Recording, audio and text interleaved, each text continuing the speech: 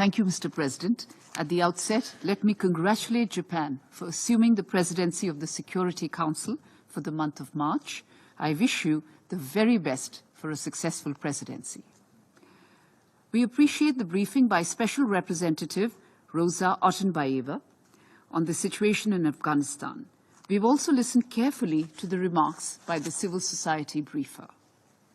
Mr. President, as you know, India is a contiguous neighbor to Afghanistan and has a long history of cultural and people-to-people ties with the country.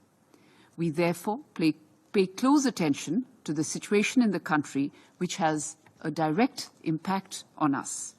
Our objective is to establish long-term peace, security, and stability in Afghanistan.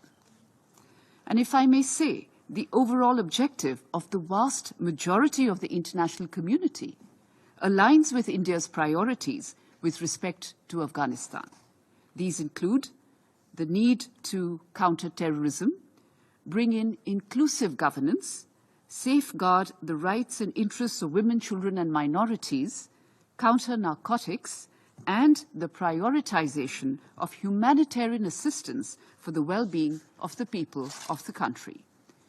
As far as the humanitarian situation in Afghanistan is concerned, this is dire, as we have just heard from the briefers. It is therefore important that the international community should not lose its focus on Afghanistan and its people and steps up with humanitarian assistance. India's own assistance over the past 2 years has primarily focused on 3 pillars: food security, medical supplies, and education. As far as food aid is concerned, we have so far provided 50,000 tons of wheat. In order to ensure food security and to fight the locust menace, we have also supplied 40,000 litres of the pesticide malathion. In the education sector, we have continued our scholarship schemes for Afghan students, and in the current academic year have provided online educational opportunities to 1,000 Afghan students. This includes 300 Afghan females.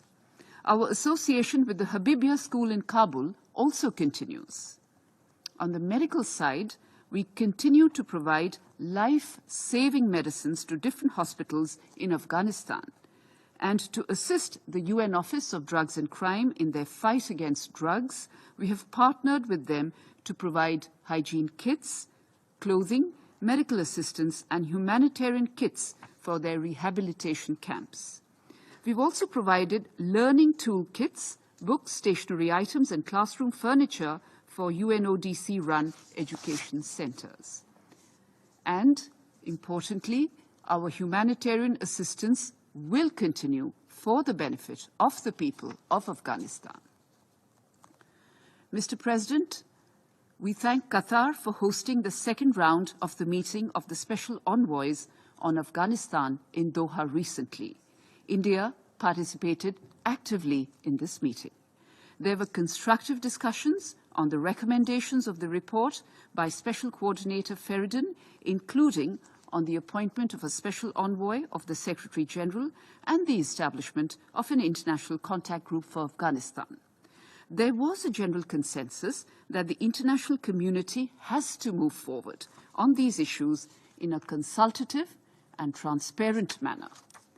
On the International Contact Group, we firmly believe that the contact group has a much better chance of being effective and will gain legitimacy if it comprises of all key stakeholders who have direct stakes on the situation in Afghanistan.